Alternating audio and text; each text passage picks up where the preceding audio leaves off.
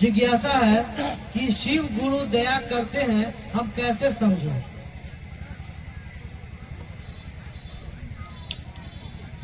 गुरु दया करते हैं कैसे समझे? आग हाथ छूने से हाथ जलता है, हम कैसे समझे? आग में हाथ डाल दीजिए, बुझा जाएगा कि हाथ जलाता है कि ठंडा लगता है। महादेव को गुरु मान लीजिए और जो गुरु ने कहा है उस काम को करिए, आपको रास्ता मिलेगा, फायदा बुझाएगा, तो मन बुझेगा कि महादेव दया करते हैं। दूसरा जिज्ञासा है, कहते तो सभी है कि साहब की बानी पे चलना चाहिए, फिर चलते क्यों नहीं? सरकार कहती है कि सड़क पर बाएं चलो, आप दाहिने काहे चलते हैं? हमरा मन, आप मन के गुलाम है। और जब ठोकर लगेगा, गोड़ हाथ टूटेगा, आ जाइएगा कंपनसेशन मांगने, तो पूछेगा कि केने चल रहे थे? तो जी सड़क पर दाहिने चल रहे थे। नियम को पालन कीजिए। शिव चर्चा में कहते हैं कि शिव गुरु हैं, शिव को अपना गुरु मानिए, तो फिर हरिंदर भैया और नीलम दीदी का नाम क्यों लेते हैं? इसलिए नाम लेते हैं कि उन्होंने हमको ये ज्ञान दिया, करके दिखाया कि महादेव का चेला क्या करता है और करने से क्या है। आज पूरी धरती क्या कह रही है कि जब तक सूरज चांद रहेगा, साहब दीदी तेरा नाम रहेगा। आपको कोई कहता है? आपके बाप को कोई कहता है? आपके दादा को कोई कहता है? क्यों नहीं कहता है? क्योंकि उन्होंने अपनी पूरी जिंदगी दुनिया की भलाई के लिए कुर्बान कर दिया। आप अपने लिए मर रहे हैं, यही अंतर है साहब दीदी में। आज कोई कहता है कि गांधी जी राष्ट्रपिता है। आज हम भगत सिंह को क्यों प्रणाम करते हैं? क्योंकि उन्होंने भारत देश की आजादी के लिए अब फांसी का फंदा पर चढ़ गया, इसलिए उनको याद करते हैं।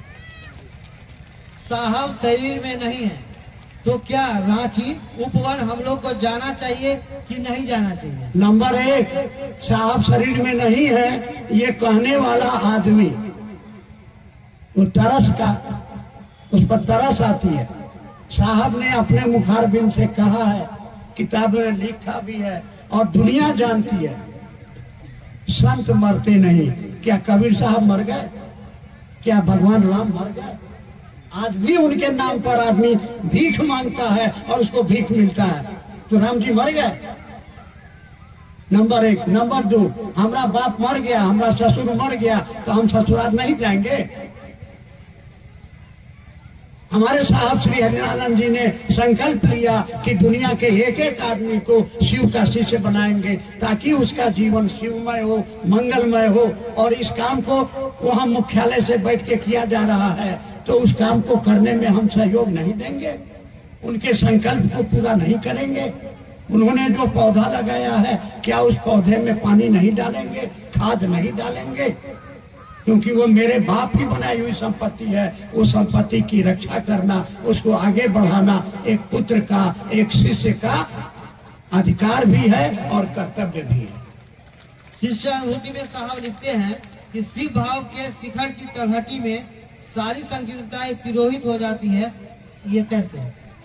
जैसे यहाँ लोग बैठे हुए हैं, किसी को मालूम है कि बगल में बैठा आदमी अंडा भात खा के आया है?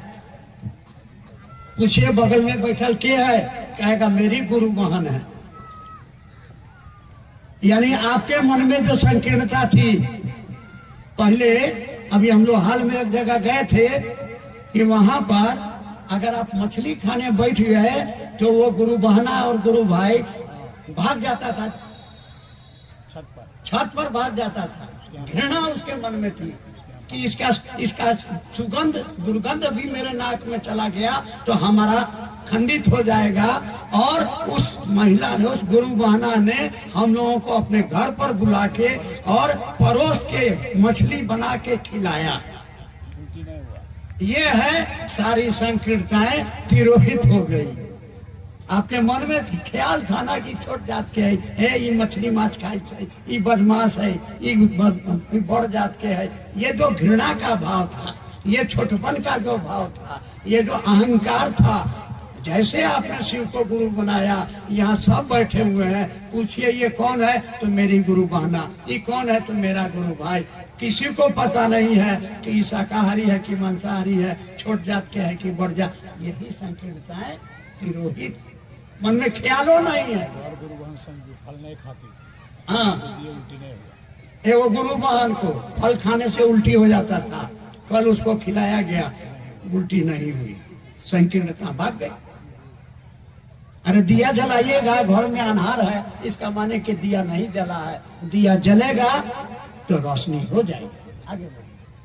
दया और कृपा में क्या अंतर है?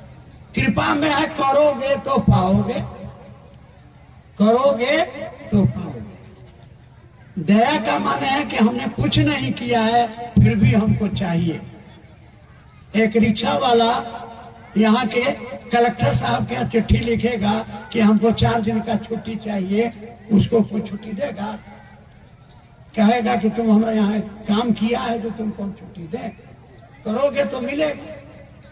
मोक्ष मूलम गुरु कृपा, गुरु ने जो कहा है उस काम को करोगे तो गुरु की कृपा होगी। दया का माने हम नहीं किए हैं फिर भी हमको चाहिए। जैसे आपने हत्या कर दी है, सुप्रीम कोर्ट तक आपको हो गया कि फांसी की सजा, लेकिन उसके ऊपर भी है, इस नियम के, इस कानून के ऊपर है, राष्ट्रपति को अधिकार है, वो इस नियम को भी तोड़ सकता है। एकदम ठीक है कि आप हत्या किए हैं, सब प्रमाण है, राष्ट्रपति माफ कर देगा। ये है दया। तो गुरु की दया आपके कर्म फलों को तोड़कर आपको जीव से शिव बना देती है। गुरु की दया में यह पावर है कि आपने गलत किया है, आपको माफ कर देगा। ये दया गुरु आदेशित अनुसार करने भर से गुरु की दया मिलती है। और गुरु का आदेश क्या है? गुरु का आदेश क्या है? ईमानदारी से दूसरों को कहो कि महादेव मेरे गुरु है, आपके भी गुरु हो सकते हैं, आपका भी भला हो जाए, भला हो जाए। इसी में भला हो जाता है कब? जब आप कहते हैं कि 5000 रुपया देगा तो तोरा यहाँ चर्चा करूंगा, तब भला होने लगेगा, मिल जाएगा, बाद में भला होगा। यही है दया।